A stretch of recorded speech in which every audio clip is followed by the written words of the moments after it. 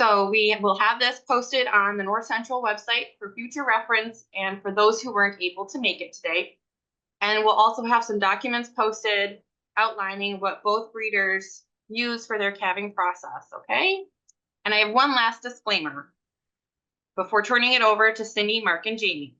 Please know that the products, such as the tools and medications both breeders will use and talk about today, are just examples. In no way are these an endorsement for either the product or the place to purchase them.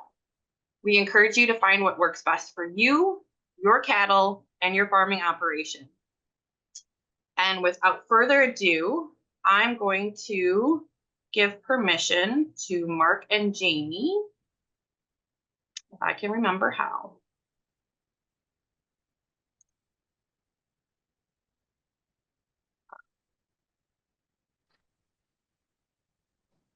Bear with me. Nope. How did I do this?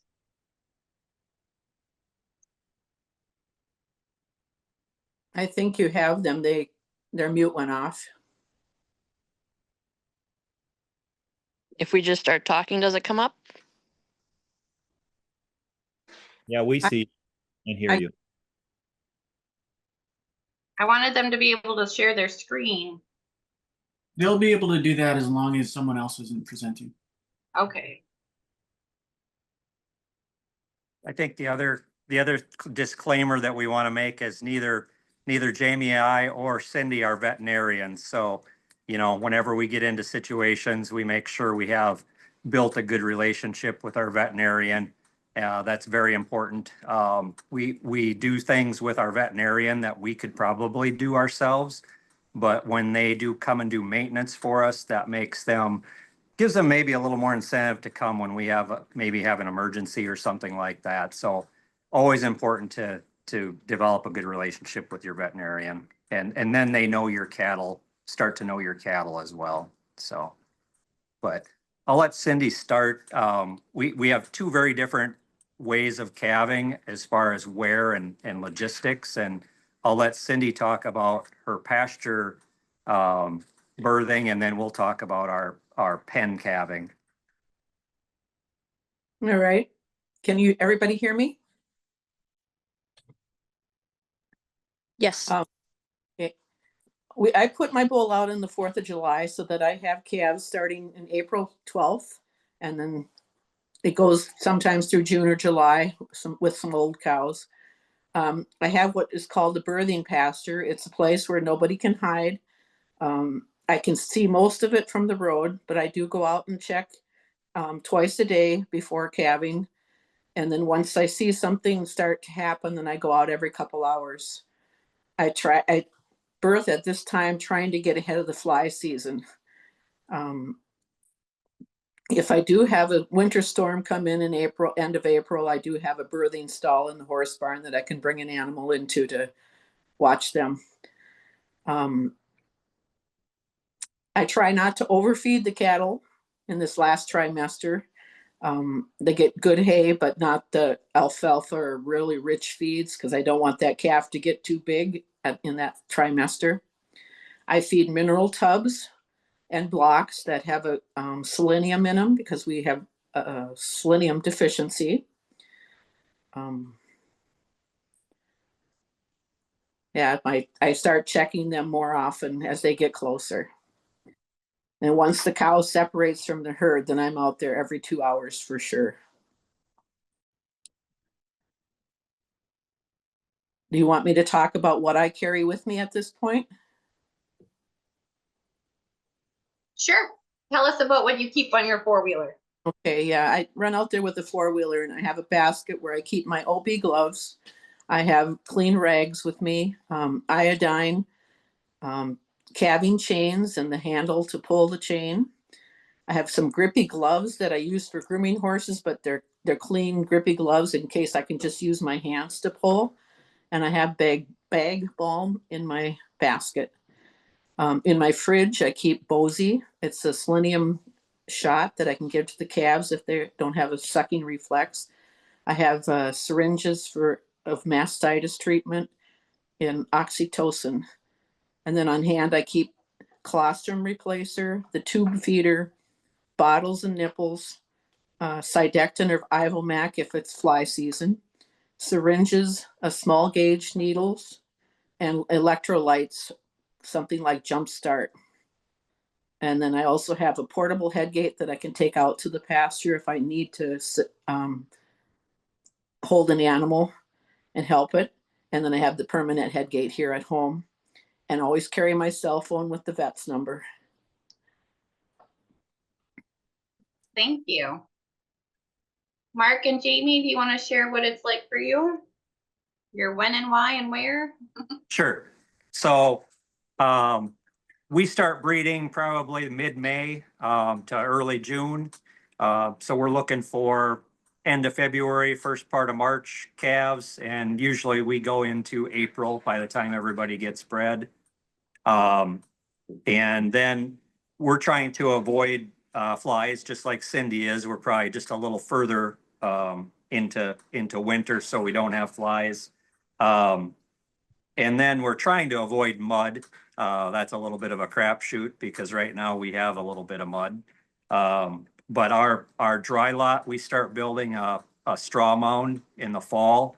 We keep adding straw to that mound all winter, and then by the time we're calving, those calves have a place to lay when they come back out of the barn from birthing. We also think that calves that are in colder weather tend to stay with their mom more. And they also, if they're with their mom, they're probably more apt to drink. We've seen we do have some cows that are summer calvers that straggle. And with those, we see the calves kind of laying in the weeds, and if it's nice and hot and there's sun on them, they don't like to get up and drink as much as a calf that's maybe got a little bit of chill once in a while. So that's our philosophy when it comes to that. Those kind of the pros of calving when we do. The cons are obviously we're going to end up, cleaning pens every day, making sure they have a full water,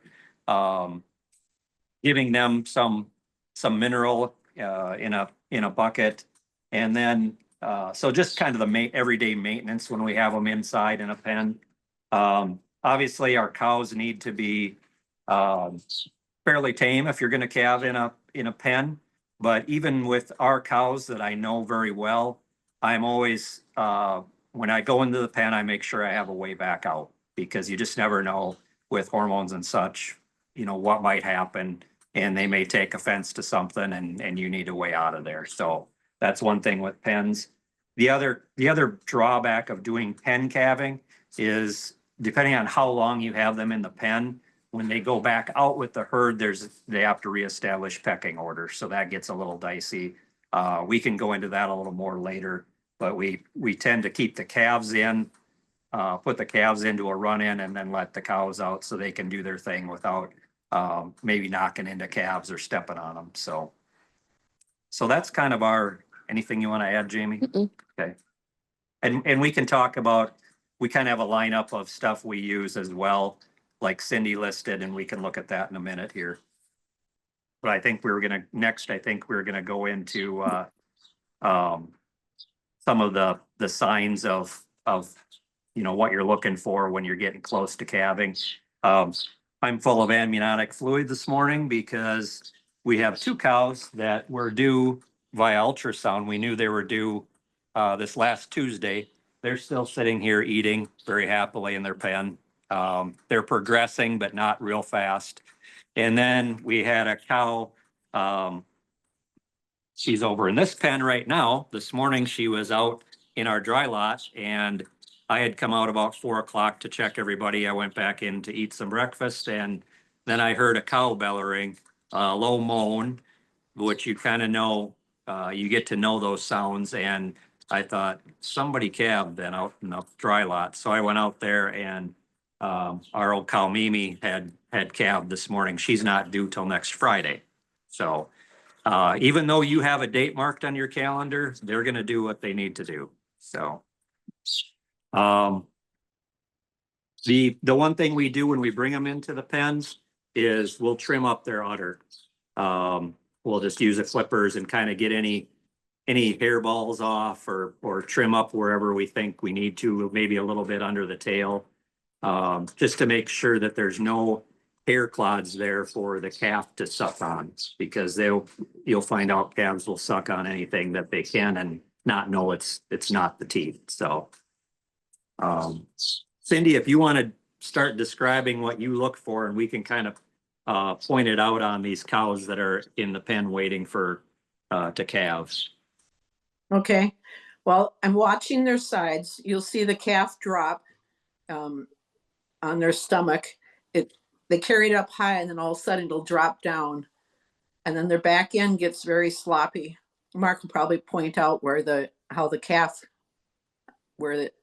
drops. And then the back end will get very open and sloppy looking, like something's going to fall out. The udder normally will fill up and get tight, and right before they're calving, the teats will tighten up, but that's not true on everyone. I've had some that all of a sudden have a calf and then they bag up afterwards, so it's not 100% rule. I also brush out all the knots underneath in the udder, make sure there's no hair to get clumped up, grab onto instead of the teat. Let's see. And then what happens, the cow separates herself from the herd. She'll usually either go off in the corner somewhere, and then I start checking every 2 hours. And the contractions will start 10 to 15 minutes apart, and then they'll get to be about 2 minutes apart when you're getting really close. And then once the water breaks, the water bag breaks, the calf should come in 2 hours. So I'm out there quite often in those next 2 hours watching for progress. I'm looking for 2 front feet to come out and a nose. And if I don't see 2 front feet and the nose pretty quickly, then I get in there and feel. And if I don't feel there's 2 front feet and that nose, and you're not comfortable to reach in there and check, if you can find it, then I call the vet. But if there's a nose and 2 front feet, I leave them alone, let them do their thing. And I just watch for progress. If you got 2 back feet and you feel comfortable taking care of it, just work quickly and get that calf out. Any other position, get some help, get them in the head gate and call the vet. You want to add anything there, Mark, what you do? Yeah, and you may have touched on this when I was getting into the pen, but you can see this cow, this is her tail head, and you can see she's pretty sunken in already. And she's done that. She's been this way all week, so we've been kind of waiting. But again, like with her, I'm not seeing that full udder yet, like it should be. But like Cindy said, they'll trick you sometimes, and that milk will spill out after that. But I think that's about all. Oh, Jamie, you got something? Just sometimes when they're close, her tail is twitching pretty good today, so she may or may not go today. But what Cindy said about the calf dropping, I don't know if I can get behind her now. I can't get behind her. She's sitting. You can see it. I can see it best from behind. So, you'll all of a sudden realize that they don't look quite as wide as they did. So. And then as far as the timing, some can be in labor quite a while and some are really short. And it just depends. You kind of got to get to know your cow. That's why it's tricky with heifers, because you don't know their reactions and the things that they do. But with a calving pen, sometimes they'll go around the perimeter of the calving pen and they'll rub on it because they're uncomfortable. They maybe want to find a place to get away from everything, just like Cindy was saying. And but once the sack breaks, yeah, then you're kind of on. We typically don't leave them, or not for very long. We've got cameras in our barn, so each pen has a camera on it. So if we are at work or if we're doing something else, we can at least be checking on them. But once we see progression, then we're trying to get home or get here to make sure everything's going all right. The one thing that I do, when we first started calving, I could never remember which way the feet were supposed to be. So my way of remembering it was I think of Superman flying, and that's how the calf comes out, as Superman flying. So head forward, feet out, or hands out. So Cindy had also mentioned in one of our discussions that because she doesn't have that, she can't get close up, but she can also watch for when their tail head is lifted. So Jamie had mentioned the twitching tail, but Cindy had also mentioned previously how that tail can be lifted. Hey, can I just interject, just a reminder for everyone, if they do have questions as this is going on, go ahead and type it in the chat and we'll bring them up at different points. Just because I even had a couple questions just now and I thought, well, I should probably just remind everyone. Go ahead and type that in.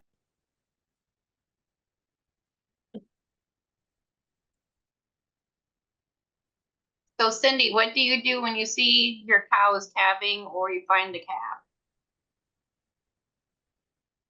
Well, if they're having the calf and everything is progressing normally, I just sit back on my four-wheeler and wait. If there's no progress within the hour, then I get closer and start feeling inside. If there's no progress in a couple hours, then it's maybe time to get the head gate out there and take a better look. I have a portable head gate that I can take out to the pasture and put the cow in. My cows are tame, so I just throw a halter on them and put them in. Just keep looking for progress. When they quit pushing and something might be wrong. You know, like I've had one where she was in active labor and then she quit. And I thought, okay, was she really having this calf? Because I hadn't seen the feet come out. And then she kept trying, and it turned out I had to get a vet here because the head wasn't there, just the front feet were coming out. The head had gone down really deep, and the vet even had a hard time reaching in far enough to get a hold of that head and pull it up to get it out. And we lost that calf. So just watch for progress. Then after they hit the ground, make sure they're not still encased in that sack. I've had a couple that were born with their fully encased in the sack yet. And so I break that and get their nose cleared out.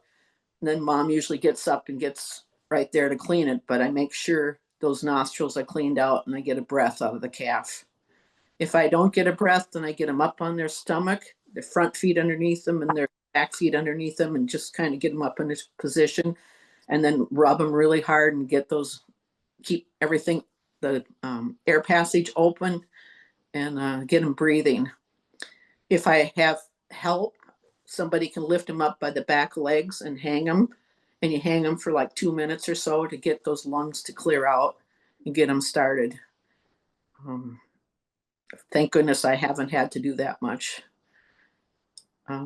Normally I just leave the mother take care of things. She knows what to do. Heifers, sometimes they can be stupid, their first calf. So you might have to help a little bit, but I try to leave them alone and let them bond and take care of the calf.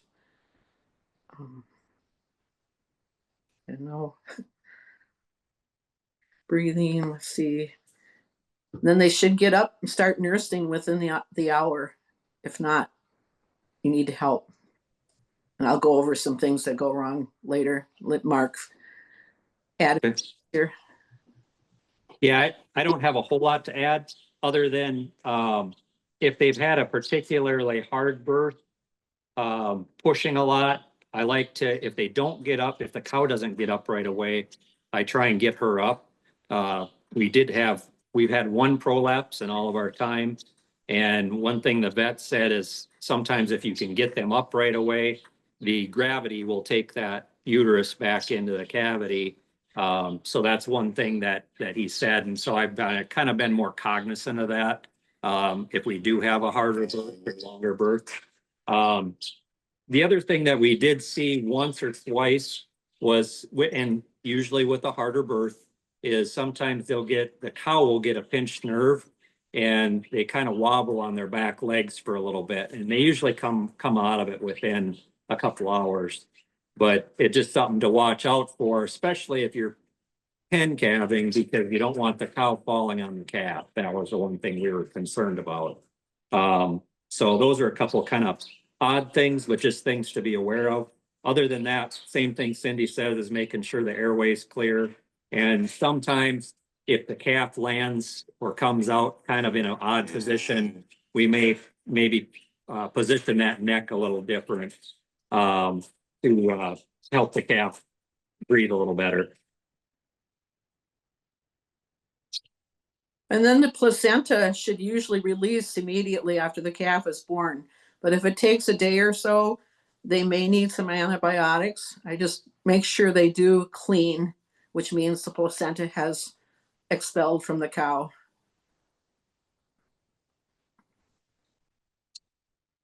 Yeah, and then I guess once the calf's on the ground, I kind of have three things that I kind of are keys to me and Jamie, is to make sure we see the calf eat. We dip the navel with iodine. We use a 1% solution because it's less harsh on that navel. We may need to dip it several times over the next day or two. But we find that's a little less harsh on the calf. But I guess I should go over it now, but we typically use we used to call them Dixie cups. They're like a solo bathroom cup, and we'll use that and the 1% iodine. And we just fill up the cup, and make sure I get the whole navel in there, and I just go right up and kind of bump the calf's stomach navel area, just so we get the coverage on the navel. And like I said, we try and do that until the navel starts drying up.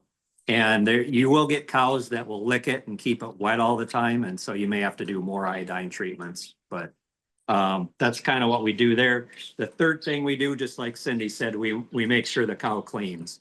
So this morning when we had this cow out, we got her in here. We got the calf weighed. We dipped him with iodine right away. Since he had been already licked off pretty much out in the dry lot, we let her do a little bit more. And then once he was up kind of looking for milk, I made sure he got on all the teats. This particular cow has a ton of milk, and so her not a super udder. And so we want to make sure that calf gets on there with those bigger teats and gets drinking right away. Otherwise it's going to have a hard time catching up. And then just before we started the program here, she did clean. And so she calved probably about 5 o'clock this morning, and then she just cleaned now. So that was pretty good. She's already eaten that placenta and is laying back down with the calf. Mark, we've got a question along those lines. Maybe this is a good time for it. Joel's asking, what things could you do if the mom's teats were too large and the calf was having a hard time drinking? It just takes a lot of patience most of the time. And what I will do is use my finger to get the calf down where the teat is. And then you kind of have to be, it's a lot of fumbling around, but then slip your finger out and try and get the teat in, even if it's just the end, so they know where the milk is, and then they will tend to grab onto it. Then I have not had, luckily I have not had a case where we haven't been able to get the calf on. And Amy, did you have something? Just for breeding, thinking about that for breeding. Yeah. To improve. Yeah, certainly that's one thing to consider when you're breeding and when you're looking for breeding stock, is look at those udders of the family. And this particular cow, we're not quite sure where that bigger udder came from, because her mother had a wonderful udder. So it had to probably come from the sire's side, but we didn't have a lot of data on him. But I know Cindy has a lot more on this subject than we do probably. If they have a large teat to begin with, usually it's on an older cow that's had lots of calves, and I'm talking like 16-year-olds. up. I will milk it out, but I don't waste it. I save that milk. So I milk it out a little bit to get that teat down a little bit and then get the calf hooked on. Sometimes the calf just doesn't want to get its head down there. They'll go up to the butt of the cow and suck on the back end of the cow. So you got to definitely get that calf down there and onto the teat. And you can tell when the calf is getting some milk, that little tail is like a flag. It'll go up and go, oh God, I'm happy. And so make sure they are on that teat. But yeah, I milk them out a little bit, save it for the colostrum. Cindy, do you use your hands or like, are you milking by hand or are you using I a milk machine? by hand. I milk by hand, yeah. All my cows are tame enough. I can go out there and do a squirt in each quarter to make sure that they're not getting mastitis, that there is milk coming out, and make sure the calf gets on all 4 of them. And Cynthia has one more question. Have either of you ever dealt with milk fever? I have not. We did once, at least we think it was, we did have the vet out. It was early in our experiences with Highlands or with any cattle. We did have the vet out and I can't remember the treatment, but basically she just wasn't, it wasn't her first calf, but she just didn't have much energy, didn't really pay attention to the calf too much. And so we just thought that isn't right. So we got the vet out and I can't remember. It's been a long time ago, so I don't remember what the treatment was. Some LA200 probably. It's used a lot. I haven't had trouble with milk fever, but I haven't had mastitis where calf hasn't been nursing on the 4th quarter. And I'll get mastitis and I have carry those syringes, or I have the syringes in my refrigerator. It's a pink fluid that you inject up the teat. You milk it out good first, then you inject that in there once or twice a day until it clears up. And I just keep milking that out till I get nice white milk. And I've been able to clear it up, but you got to catch it early. If it gets too far, the cow gets very sick. What about the other end of that spectrum? Have you ever had a cow not produce enough milk? And what do you do in that situation? So funny enough, we had that on a heifer just last week. She calved about a week early and we're thinking that's probably part of it. We're hoping it's not a genetic thing, but how we noticed is every time the cow got up, the calf was on her, and that isn't always normal. That they're that aggressive, getting on there, and so I kind of checked, and it was minimal milk. So all I did in that case, I did consult the vet. I did take the temperature. 90% of the time is, or what the animal's temperature is. So we did temper. She was pretty close to normal. And so what we did is we just started giving her any kind of feed that she would eat. So she's had 2 different kinds of hay. She had alfalfa pellets.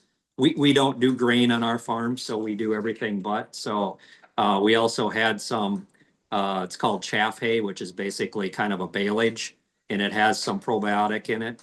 And then we also have a product that we started using last year. It's called Startup Gel. And typically we're going to use that on a calf that's not getting up and getting going. But I gave her 2 doses of that a few days apart.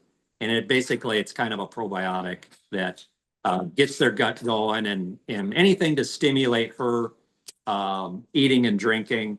So I also took a little bit of mineral, which our mineral has salt in it, and sprinkled that on the hay she was eating just to get her to drink more.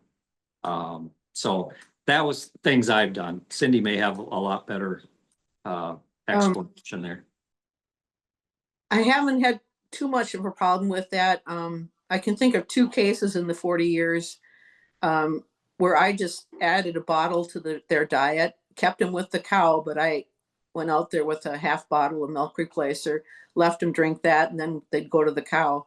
I had that 2 years ago now when my older cow had twin heifer calves.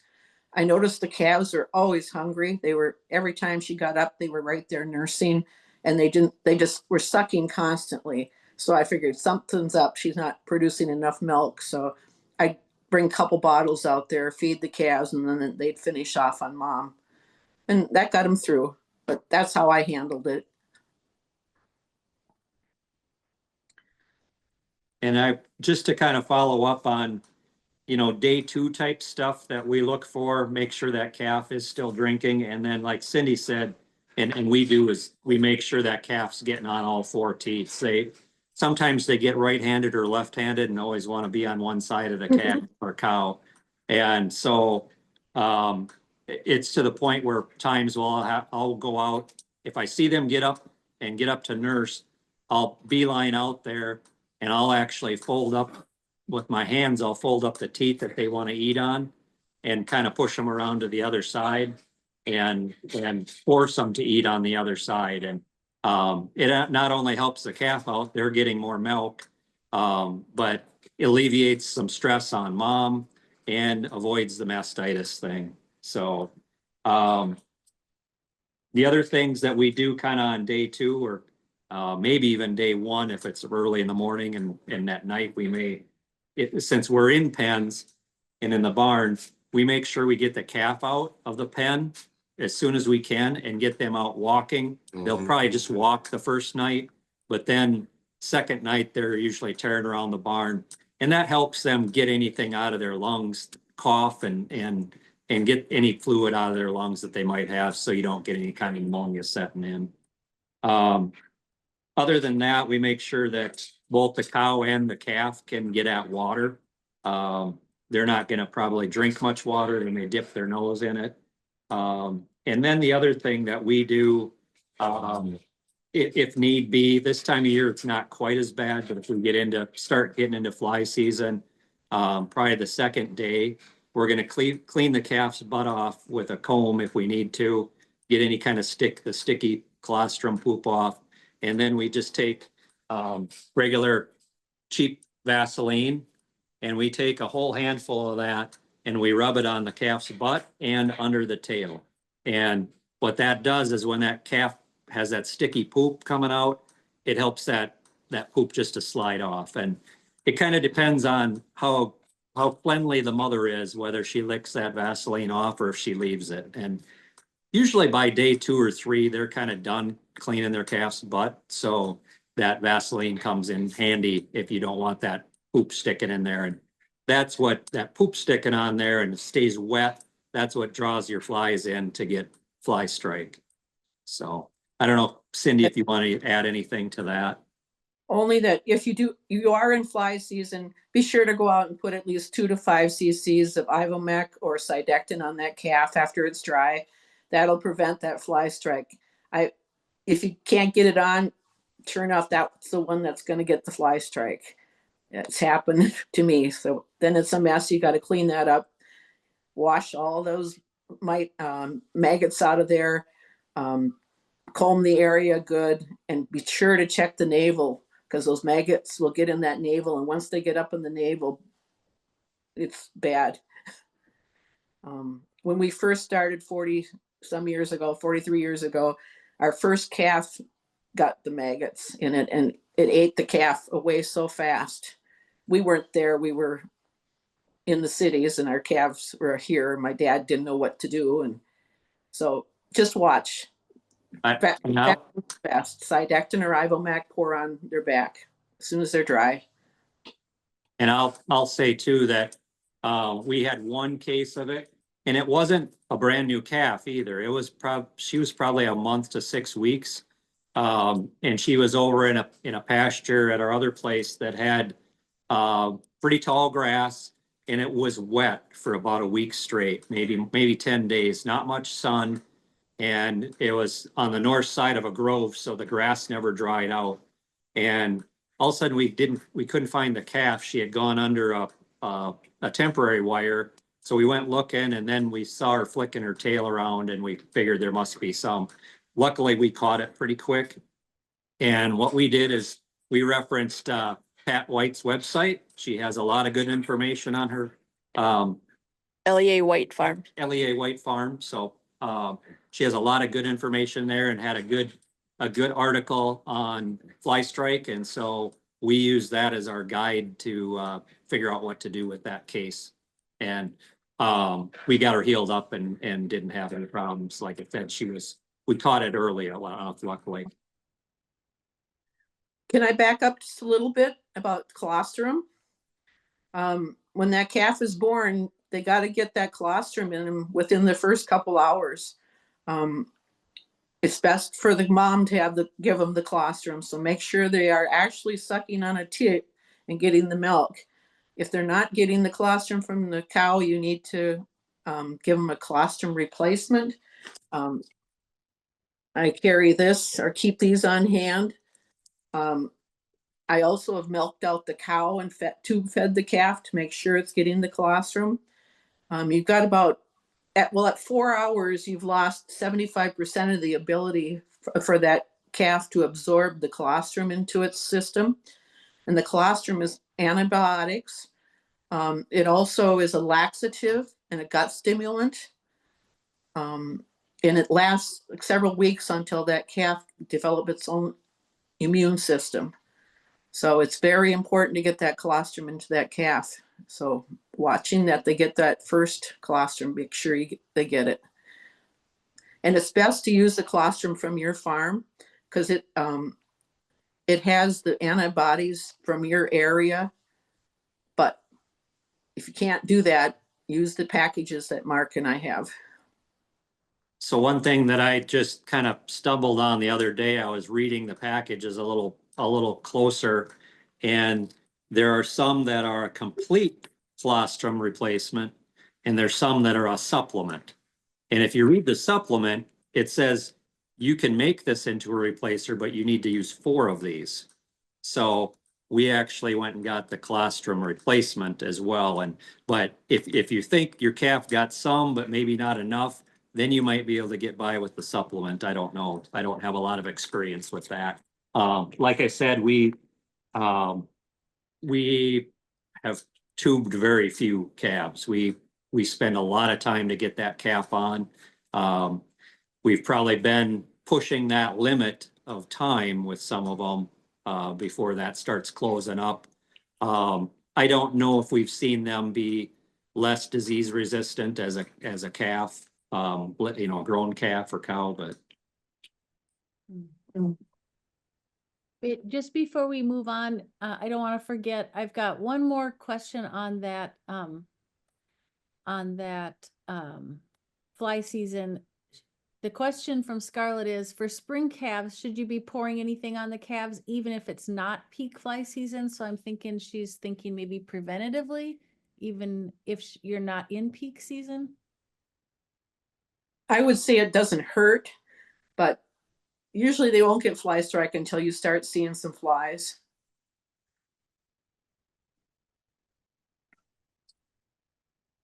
Anything to add, Mark? No, not really. It probably is, but we usually wait. I think we wait about a day, make sure the calf is drinking good, and then we put it on. But it doesn't take. Just because you don't see a ton of flies doesn't mean they're not around. So that it probably isn't going to hurt anything.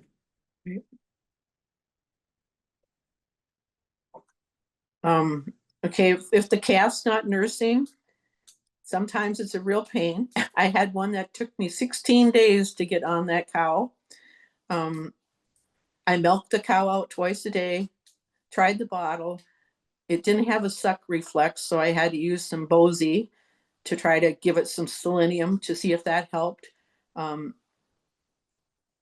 put if they won't drink out of the bottle, then I put it in the tube feeder and I fed him that way to keep him going. And I kept him in the pasture with his mom because mom didn't want to be in the horse barn. She just wrecked the door, took the door off and headed back to the pasture. So I had my tube feeder, my bottle, milked her out in the pasture, put it in the tube feeder, fed the calf after trying to get him on the teat. Finally, I got him on the bottle by putting some molasses in the roof of his mouth. So he got his tongue working to get that molasses out of the way. And I syringed milk into his mouth and then got the bottle in there and helped him by massaging under his neck and his throat there, trying to get the milk to go down. And he finally took the bottle. And then I ended up holding the bottle down by the udder and trying to transfer it onto a teat. And he just would not suck once he got onto the teat. And then at day 16, I said, my back's breaking. We got to do something. You're going to be a bottle baby or you're going to go to mom today.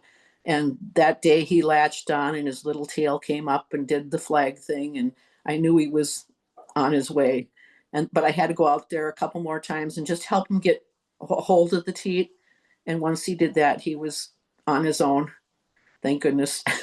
It's always better to have mom feed the calf than have to feed milk replacer. But I use a peach treat bottle for bottle feeding. It's got a little different shape than the other bottles. And Mark has the tubing stuff there that he can show you. Yeah, this is the tube feeder. It's just one style. The one nice thing and what my vet likes on them is this valve. You can actually kind of control how much is going into the calf so that you're not, just pouring it into him fast. He likes it to go in fairly slow. But that was the one thing that he mentioned. Just with this style, it's maybe a little bit harder to hold. So you're probably got a 2-person job here. I have another tube feeder that has a handle like the bottle, and then the tube comes off of it. That's handy for me. I guess we can talk about, Cindy talked about a lot of these things that we have laid out here. We talked about a few of them.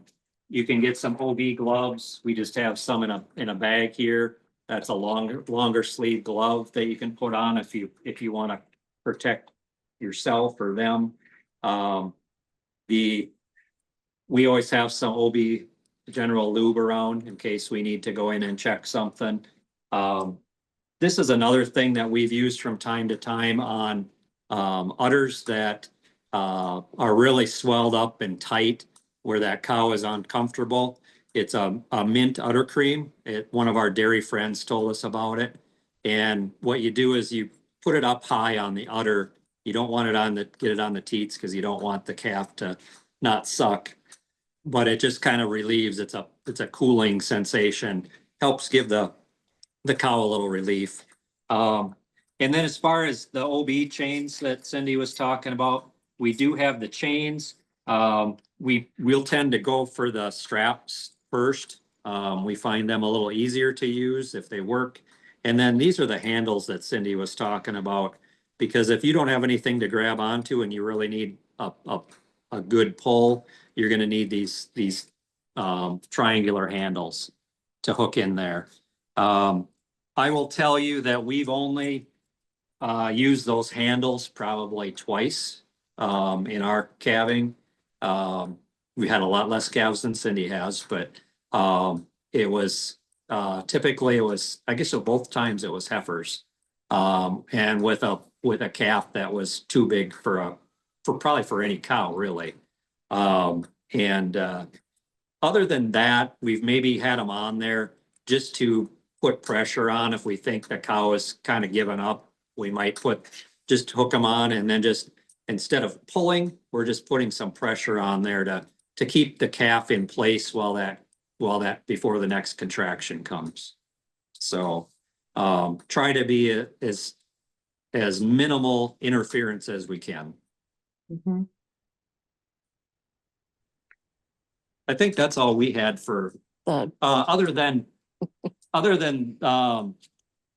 read up on different calf positions and stuff. I think there's Cindy or I think Maureen got some stuff from Cindy that she'll have, but whatever you can have written down, it's because you're going to be, if you do come across an odd situation, sometimes you get a little excited, and so you want a quick reference. That's what you need, is some kind of quick reference in your calving tote. to get you started. You might want, if you don't have your vet's number in your phone, make sure you've got a reference to a vet. Also have a plan B if your vet's not around. Do you have a neighbor that's very experienced in either dairy or beef cattle? We have a number of people that, if we can't get a hold of one, we can maybe find another, and you build relationships with your neighbors and your friends, and hopefully they're there to help you out when you need it. And hopefully that's not very often. Hey, Mark, I do have a question regarding the chains. Could you, I know there's a right way and a wrong way to apply the chains. Could you demonstrate that? I'm probably gonna screw this up because we don't use them that often. Maybe Cindy, are you Yeah, better able to answer that? Yeah, I don't have any chains here with me, but there in the diagram that I sent to Maureen, there's a picture of how the chains should go around the ankle of the calf. I haven't used the chains very often. I think just for a breech calf or two. Mostly with my gripping gloves, I can pull hard enough to help the cow. And I pull like one leg at a time, keep kind of rocking it back and forth and downward a little bit to get the calf out, just help the cow push it out. So that was the question, is do you pull downward rather than straight out? But Cynthia asked the question and she's raised her hand, so I'm gonna unmute her. Did Yes. that answer your question, Cynthia? This is Larry. Can you Oh, hear sorry, Larry. Hey, Larry. me? I mooch in on Cindy's all the time, so most people know that, Cindy and Mark and Jamie, so. But yes, we have found that pulling downward, it makes it a little easier pulling and so forth rather than straight out, because it's kind of the natural flow of the calf to fall out, especially if the calf is standing or cow standing. That's what you found, Cindy, maybe, or? Yep. Thank you, Larry. People actually have it. Have you guys had any other issues or anomalies when it comes to calving? so the one thing about if we do need to pull or assist, especially in our case, when we're in calving pens, we want to try and, as much as we can, we're a little tight in here right now, but as much as we can, we like to make sure that we can get all the way around the outside of the pen if possible. So if that cow lays down in an awkward position, we've actually had to put chains on, or the straps on from the outside of the pen. We may only have a couple feet to pull, so it's a little awkward, but that's probably a drawback of pen calving, but also have as much access to the pen as you can from the outside. I've just had cows that had one leg and a nose coming out, and where I've had to go in there and reach that second leg, put my hand over the hoof and work it out. Sometimes you get it behind the knee and you pull out that leg. You may have to push the calf's head back in a little bit to get to that leg because it's very tight. But once you get 2 feet out, I've been successful. I guess Like I said, we did have one prolapse in our time. It was a heifer. We had a heck of a time getting the calf out, and then we were actually had the vet coming because I didn't know if I was gonna get the calf out. And luckily we had him coming because she did prolapse, and so he helped us get the uterus back in. Just that you needed to help him do that. Oh, yeah, so that is not an easy job, and so I basically held the uterus while he pushed it back in. And you want to do that quickly because otherwise you're gonna start, everything's gonna start shrinking back up, and it's gonna be tough to get that in, so it's a matter of time. And then he did, I think, 3 very loose stitches to make sure it didn't come back out. He used some antibiotic boluses that he put in there with it.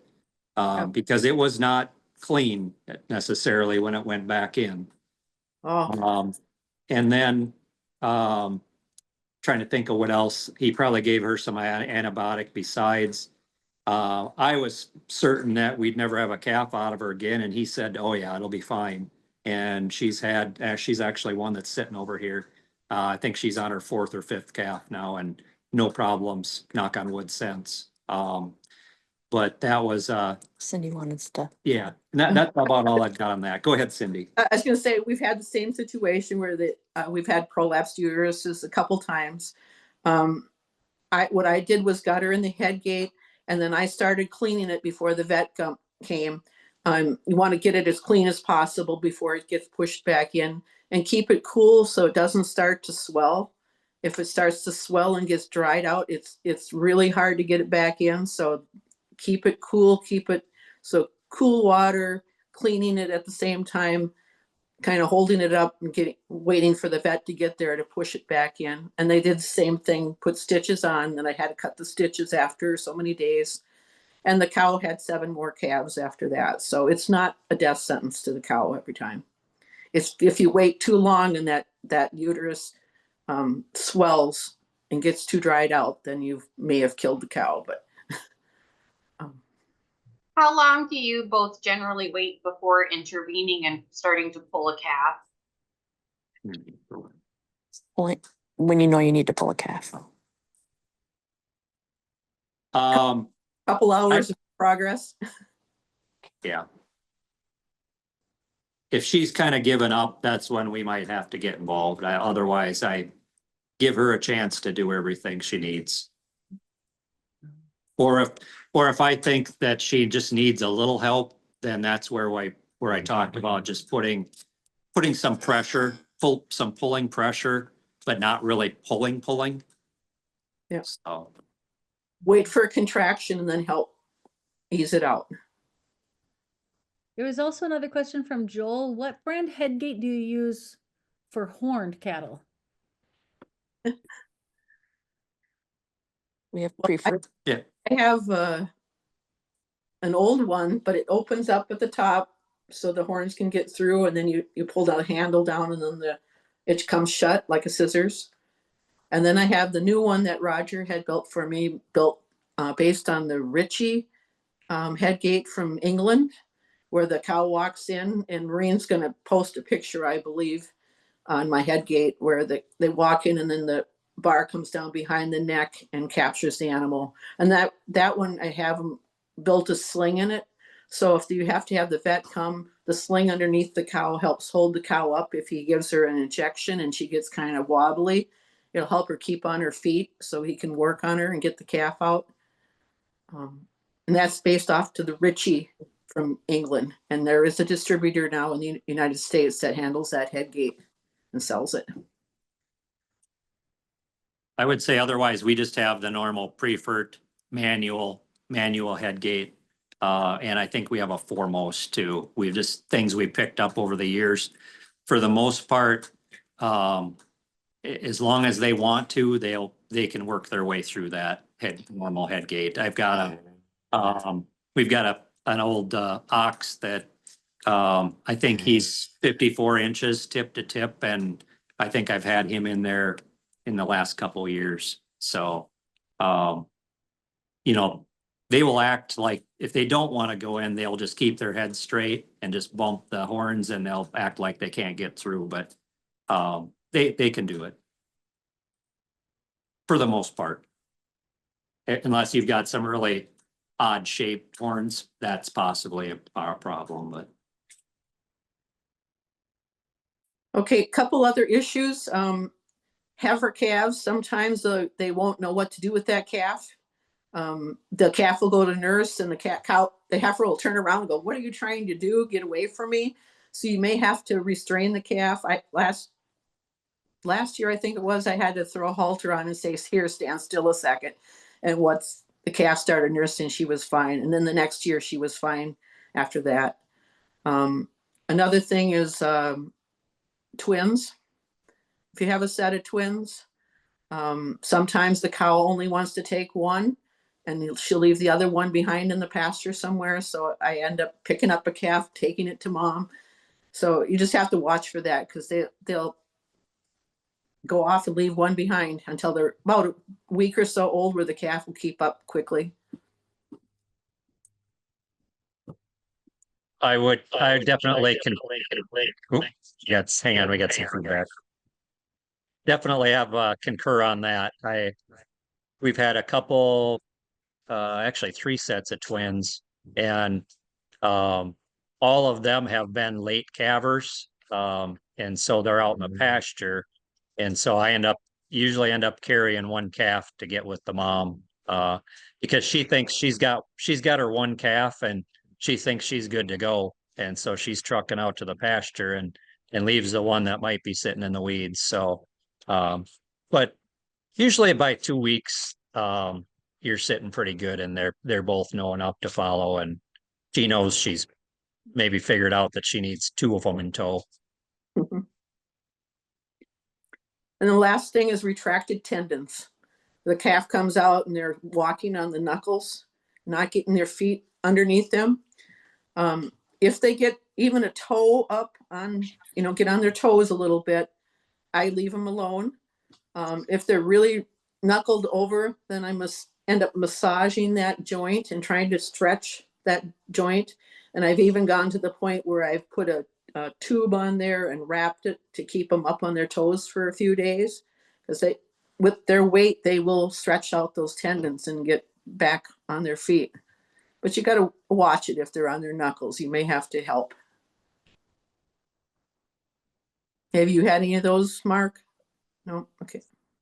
Nothing severe. We've had maybe some that, look kind of hunched up for a day or two, or some that kind of walk a little funny, but we haven't had to go to the point of doing any kind of massaging or intervening. They've come out of it and that's been maybe 2 over the years. So yeah, it's not a common occurrence. So I'll say that, Cindy talks about 40 plus years. We're only, what are we? We started in 07, so whatever the math is there. So we have a lot less experience than Cindy. Cindy, you did mention that you had once had a blind calf. Can you share a little bit about that experience? I know it's not very common, but it's still something to keep in mind. Yeah, this calf was born and wasn't staying with mom. It was keep wandering off and acting silly. So I brought it home and it wouldn't, I put it in the one of the calf pens and it just kept bouncing into the walls and like it couldn't see. So I brought mom home and she wouldn't accept it by then. And I ended up bottle feeding it, but you could see in his eyes, he had white cataracts in each eye. So he couldn't see, or he saw some light maybe, but he was blind. So I kept him in a calf pen where he had wood panels so he could learn his area and knew where the hay and the water was. And I raised him till he was butcher size, and then we butchered him. You said you had one the other night, you were talking, Cindy, that you had one that actually came out of what you thought was blind, but kind of came out of it. Yeah, that was a little white heifer, and her mom was having difficulty giving birth, and she wouldn't let us help her out in the pasture. And then she had a pinched nerve, and so she went down, and I quickly got in there. We put the chains on, got the calf out. And so it was a difficult birth, and the calf wandered off, went across the hayfield like it was heading towards the sun. And so I brought it home, put it in the box stall in the horse barn and fed it, and it kept hitting the walls. And by day 3, it started to see things. So it was like an optical nerve was pinched or something, and she eventually could see. So there was no cataracts in that calf size. It just something in a nerve that she could see finally. I think that's one thing to point out that we've learned over the years, and with the help of Jamie telling me to be patient, is to be patient. There's a lot of times where we want to intervene because we want it to be just perfect and we want to go on with our other business. And a lot of times you do have to just be patient, bottle feeding a calf and trying to get them on for 16 days, that's patience. And but those are things that since we've been with the Highlands that we've seen that if you're patient, whether that's with your calving, whether it's with your genetics, whether it's with, just about anything, if you're patient, you'll see some results, and usually they're better results than if you would have intervened. So it's a fine line, of course, when do you intervene and when do you, like Maureen said, go have a beer, and Jamie will tell me to go do another project for an hour and come back. So, if I can't get a calf to drink or something, take a break. You're going to lose patience. The calf's losing patience. Mom's losing patience, and that's never a good thing. So, We do have another question from Nate. Once the calf is born, should you keep the mom and calf separate from other cows or steers or the bull? Nate's just starting out. They've got a hobby farm. I do not keep them separate. Mama usually stays for a little while, and once the calf is ready, she comes and joins the herd again. We do, just because of how we're calving. We try and limit that time. With the storm last week, our first 2 calves stayed in the barn longer than I would have liked. Since we had the calf this morning that we weren't expecting, those 2 had to go out this morning. And so there was, we had a good situation that there was very, very little fighting. They're out now. We kept the calves in till the cows did their hierarchy shuffle, and then we let the calves out. And then as far as that goes, we just kind of watch the calves. Sometimes we have electric fence. And so sometimes when the calf gets zapped, instead of backing up, sometimes they'll go through it. And so you got to kind of keep your eye out so that you're around in case they do go the other way and go outside the fence to get them, catch them and get them back in with mom. But I don't know that we keep them separate for any other reason than the calving piece. And our bulls are usually out in a different area anyway. We probably had maybe a bull in once with them, but it just depends on how fast you want your cows to get bred back. Because I think Cindy said she had one that got bred back right away. Yep. Yeah, so I might be having calves still by July 1st or 4th, and that's when my bull goes out. So, but I've never had the problem with the bull bothering the calves. It's more like when I separated the cow one time for a snowstorm, then put her back out, then the battle that went on again to put her back in the herd. So I like to avoid that. Mark, you also mentioned that you and Jamie keep your calves separate when you reintroduce the cows back into the herd to try and protect them. Yeah, probably early on in our experiments. Every day's an experiment at the farm. We had one get stepped on in the middle of a tussle, one of the calves, and hurt its leg. Luckily, it wasn't anything permanent. She came out of it, little heifer, but when we do reintroduce them, we get all the calves back in. We have a run-in, and so the calves can get out of the weather, and so we get them all into that area. We let the calves in the barn at night just to socialize and start our halter breaking. And so if they think they're coming in for their nightly cruise around the barn, that's how we get them in, and then get them all locked in that pen, and then we let the cows out to do their thing and sort it out. Because they can be quite unruly to each other. I had one cow that I call her the tag teamer, and although the other one doesn't tag out, she just tags on. And I remember one time she had a cow down and she actually used her horns to pin the cow's neck down onto the ground. So, so it can be a little crazy. So is But there, like this morning, that cow that calved out in the dry lot, just like Cindy calves out in the pasture, nobody was bugging her.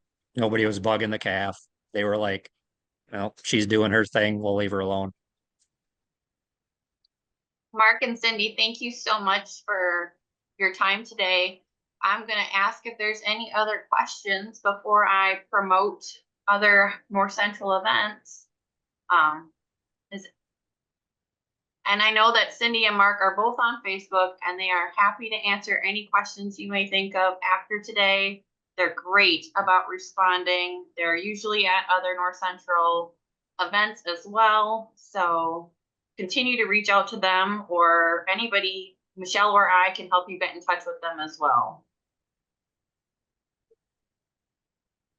Yeah, and like I said, we just shared our experiences all. So, you know, and if you get into a situation you're unsure of, get your vet. That's the safest play, and until you have some experience. So, Yeah, having a vet is important. Take good care of your vet because there's not very many large animal vets left. And have a head gate or a way to restrain the cow if you really have to help. we usually send our vet home with some eggs or some burger or something like that, just as a thank you, especially on the days when you have an emergency. Yeah.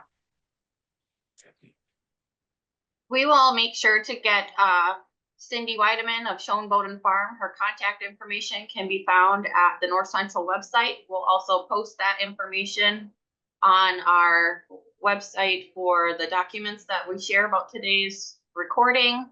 We'll do the same for Mark and Jamie Schulz of Flatland Farms. We hope to see you guys at the frozen genetic sale taking place next weekend, Saturday, March 15th. You'll probably see the semen and embryo post going around. We'll also have the summer picnic coming up, and we're putting together more virtual education seminars, so stay tuned for those. And calendar photo submissions, we are going to extend them by a week. They will now be due, let me pull up my calendar because I have no memory. Let's say they'll be due on the 24th of March rather than the 15th, because there's just too much going on this month in North Central. Couple other just sentiments. Where can we find a portable head gate? That I'm not sure. We'll see if Cindy has any ideas. Her hubby was pretty resourceful and was able to make her one. And Larry wants us to share that don't be surprised if you're in a wooded pasture, if mom hides the calf, which Cindy, you have described your birthing pasture. There is no place to hide, correct? Right. And the head gate to look for is a Ritchie. Can you spell it? RICHIE, I believe. I'll have to look that up. I can post something on the North Central. Yeah, we can definitely help you get that posted. We do have one portable one. It's a little smaller. A lot of times we'll use it for calves down at the pasture, like, you know, as they're growing through the summer, if we need to do something with them. And that was just one we picked up off of Facebook from another farmer and they had basically mounted a head gate onto a, it actually was an old gravity, gas barrel, type of structure that they added some things into. And so, yeah, if you can have somebody make something for you, or if you keep your eyes out, there's some things that people are getting rid of that you might work for you. You can find a lot of things on Facebook Marketplace, and just by talking to fellow breeders. You can post in search of items. The North Central website does have a classified ad, so if you're looking for something, it's a great tool to use. because your fellow breeders will see that. If there's nothing else, then I will thank you again for joining us today and supporting the North Central Highland Cattle Association. Check us out on Facebook, and we will talk to you again soon. Thank you.